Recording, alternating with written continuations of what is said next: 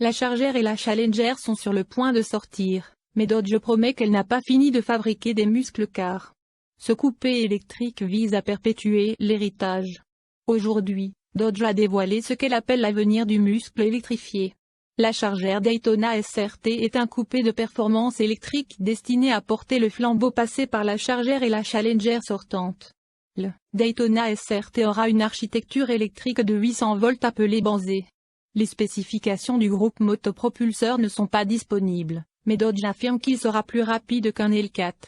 Parmi les autres caractéristiques destinées à améliorer l'expérience de la voiture musclée, citons une transmission à plusieurs vitesses, un bouton d'augmentation de puissance temporaire et un système d'échappement destiné à rendre la Daytona SRT aussi bruyante qu'une Hellcat.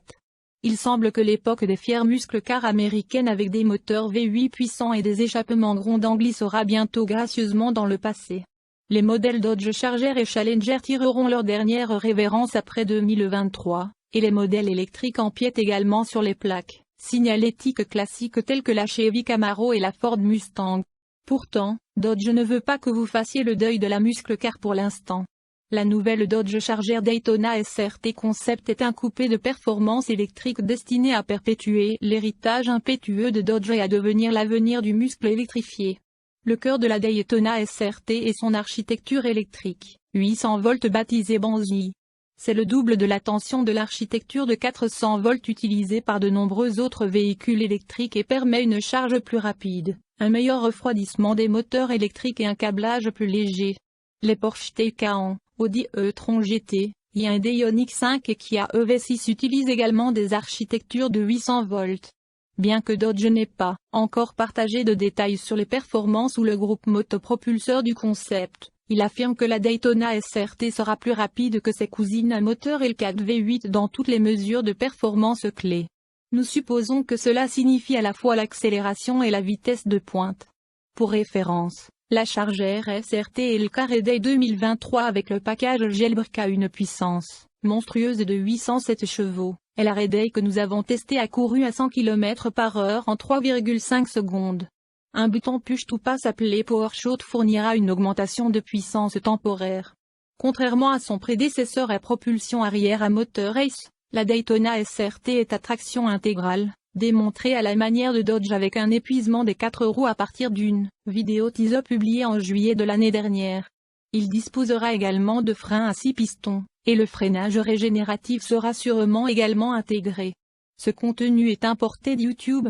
Vous pourrez peut-être trouver le même contenu dans un autre format, ou vous pourrez peut-être trouver plus d'informations sur leur site web. Pour donner au conducteur la sensation de pointe, changement de vitesse distinctif, Dodge a doté la Daytona SRT d'une transmission à plusieurs vitesses. Peu de détails sont disponibles au-delà de cela, mais un regard sur une image conceptuelle de l'intérieur nous indique qu'il s'agit probablement d'une boîte automatique. La Daytona SRT n'est pas non plus la première voiture électrique et utilise tous deux une boîte de vitesse automatique à 2 vitesses. Bien que nous ne puissions pas le dire avec certitude, il semble probable que la Daytona SRT utilisera une transmission à 2 vitesses pour une accélération et une efficacité améliorée. Cependant, l'aspect le plus unique de la Daytona SRT est le plus effrontément gratuit et son échappement. Non, Dodge n'a pas trouvé de moyen pour une voiture électrique de pomper à part égale le bruit du moteur et le CO2 dans l'air, mais il a conçu son échappement à chambre fratsonique pour amplifier le bourdonnement presque silencieux des moteurs électriques dans une cacophonie de 126 décibels digne de l'insigne SRT. Le nom fratsonique est une variante de Fratsog, le surnom donné au logo figurant sur les muscle cars Dodge dans les années 60 et 70. Ce logo fait son retour sur la Daytona SRT, l'une des nombreuses façons dont Dodge a essayé d'inculquer le concept à l'histoire de la marque. Inspiré par les l'hôte de la Charger Daytona originale de 1969, le premier véhicule NASCAR à atteindre 200 000 par heure, la Daytona SRT a une ouverture avant appelée Airwing. Le Airwing est destiné à fournir une meilleure aérodynamique et à améliorer la force d'appui, assisté par 4 prises d'air à l'avant et à l'arrière de la voiture.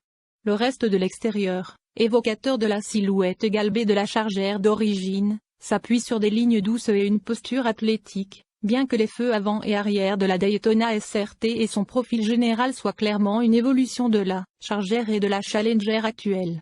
Les gens n'achètent pas de muscle-car en fonction de la distance qu'ils peuvent parcourir avec un réservoir d'essence. C'est rationnel. Basculer un interrupteur pour lancer un échappement passionnant et viscéral. Il en va de même pour le fait d'être pressé contre le siège à chaque changement de vitesse à plein régime.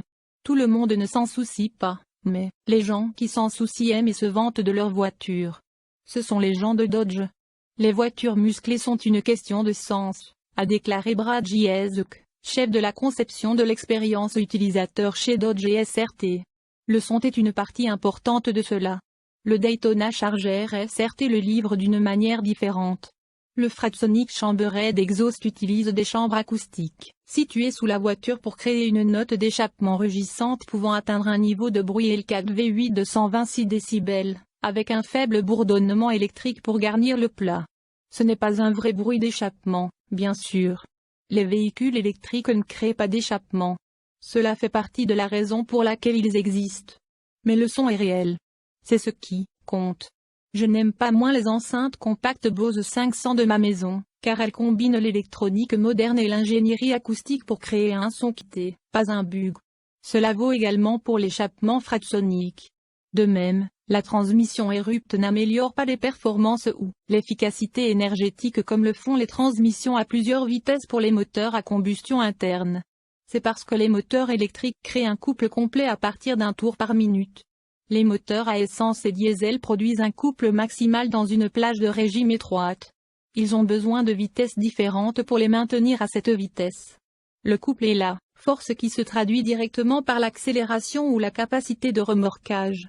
La puissance maximale est générée à un régime plus élevé, d'ailleurs.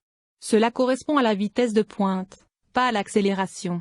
La transmission automatique Erupt sera en fait légèrement moins économe en énergie que les entraînements directs à une vitesse que la plupart des véhicules électriques utilisent. C'est très bien. L'accélération douce et régulière que ces véhicules électriques produisent peut être plus rapide à 100 km/h, mais il manque les changements de vitesse auxquels les fans de muscle-car s'attendent. Dodge a breveté les technologies derrière le son Erupt et Fratsonic. Nous pouvons nous attendre à voir, entendre et ressentir les deux, pas seulement sur le concept car, mais dans la production EV Charger et Challenger prévue en 2024. Ces noms sont ma conjecture, Dodge ne dit pas encore. Ils nous ont cependant donné un indice sur le nom des modèles les plus performants.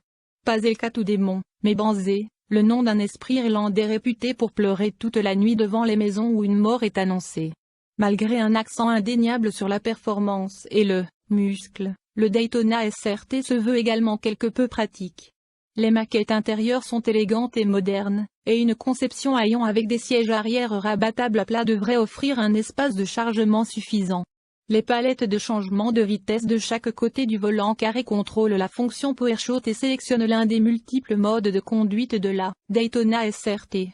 La Daytona SRT est un concept ambitieux, mais reste à savoir si elle pourra remplir toutes les missions qu'elle prétend remplir.